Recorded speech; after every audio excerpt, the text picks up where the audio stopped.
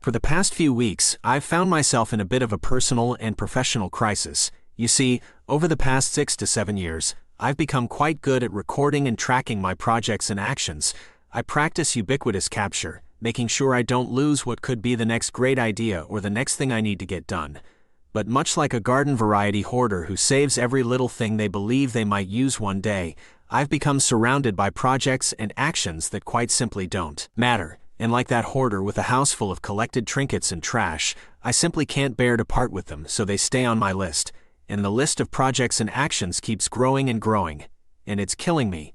When you have collected numerous projects and tasks in whatever system or list you use, what tends to happen is a kind of mind suck. Every time you glance at that long list in an effort to figure out what to do next, you freeze like a deer in headlights. You freeze, get overwhelmed by all that stuff, and you run far away from it.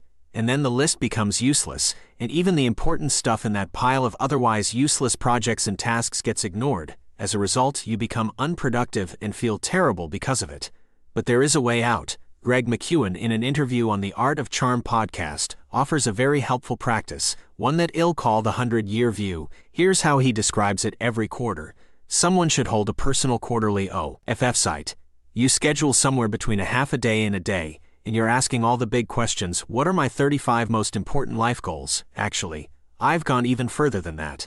Sometimes I am asking, what's my 300 to 500-year vision?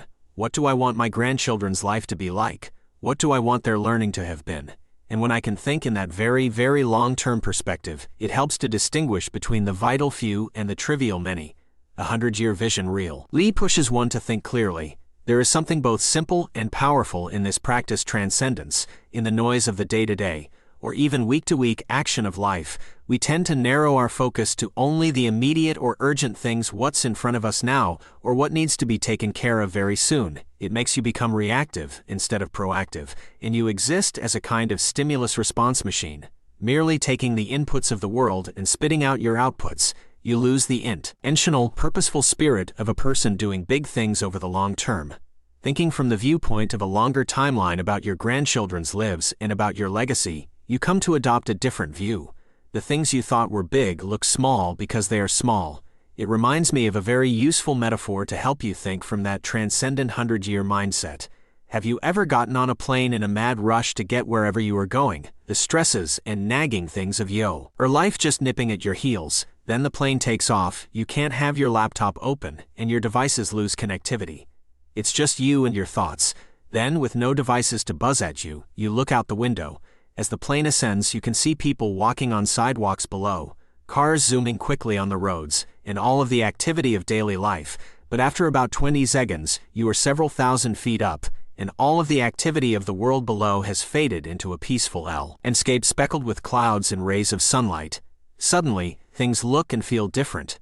For me at least, my mind goes to a different place. I can take that longer view. I can ask the bigger questions and keep from getting distracted long enough to really try to answer them. Since hearing McKeown's thought about adopting the 100-year view, I have mixed it in with my takeoff metaphor to fashion a mental exercise to get me back in the right mindset day to day. When I have been putting out answering emails and none of my bigger projects have been getting the attention I know they need, I take a few seconds and do the following exercise. 1. Close my eyes. Point 2. Take 3 deep breaths. Point 3. Imagine myself in the airplane, taking off and looking out the window.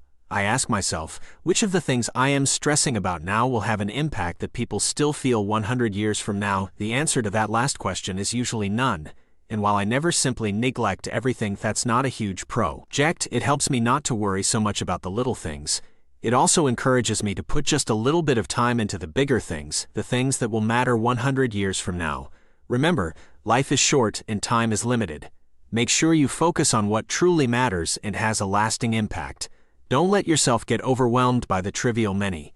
Take a step back, adopt the 100-year view, and live a purposeful and intentional life. Have you ever wondered what makes someone truly interesting?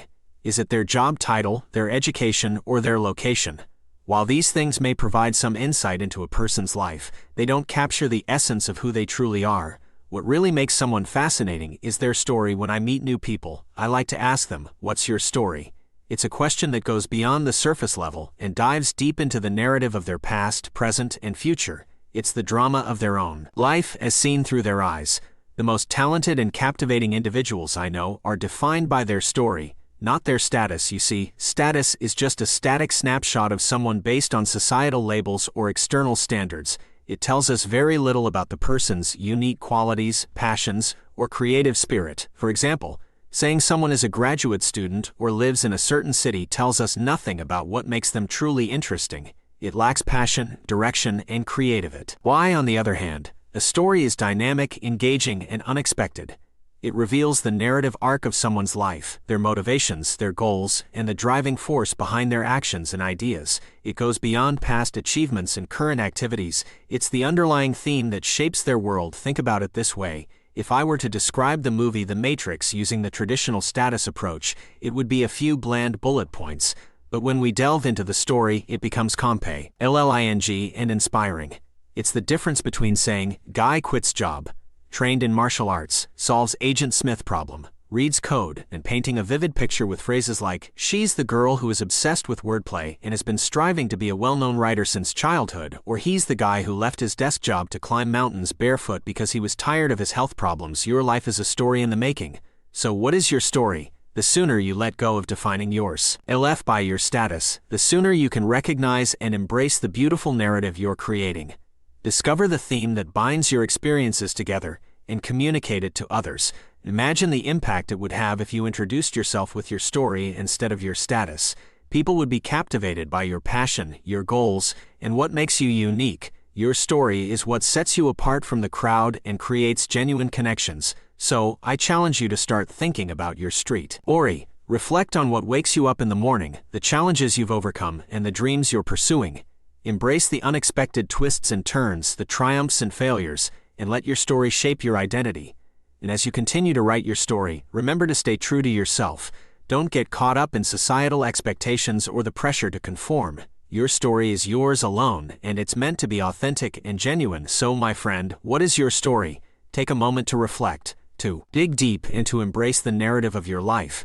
And remember, the power of your story lies not in the labels you hold, but in the passion, purpose, and authenticity that drives you. Thank you for watching, and if you found value in this video, consider supporting our channel by giving a tip proportional to the value received. The link to support us can be found in the video description below. Now, I leave you with a question: what actions will you take based on the insights shared in this vid? Let's continue this discussion in the comments. Until next time, keep creating your own story. Stay curious, stay ambitious, and stay true to yourself. Let me outline for you how I went about making some of the most rapid transformations of my entire life.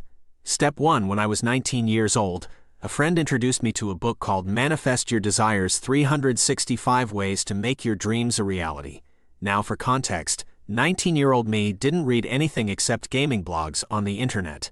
But I was going through a rough time in my first year of college, and my friend insisted that if I read just one page per day and spent 510 minutes really thinking about what that page said, my thoughts would begin to change about the world, about myself, and even about being open to the concept of reading.